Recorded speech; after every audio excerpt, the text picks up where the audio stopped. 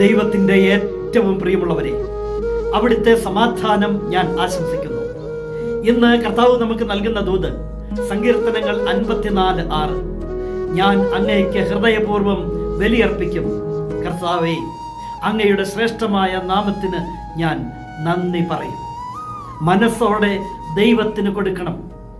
എത്ര ചെറിയ കാഴ്ചയും അവിടുന്ന് സ്വീകരിക്കും. മനസ്സില്ലാതെ ആരുടെയെങ്കിലും നിർബന്ധത്തിന് കീഴ്വഴങ്ങി മറ്റെന്തെങ്കിലും പ്രേരണയാലൊക്കെ ദൈവത്തിന് കൊടുക്കുമ്പോൾ ഒരു പക്ഷേ അവിടുന്നത് സ്വീകരിച്ചില്ലെങ്കിലോ? എങ്കിൽ ഈ തിരുഹൃദയ മാസത്തിൽ നാം അറിയണം, ഹൃദയപൂർവ്വം ദൈവത്തിന് ബലിയർപ്പിക്കണമെന്ന്. ഉരുകിയ മനസ്സാണ് ദൈവത്തിന് സ്വീകാര്യമായ ബലി.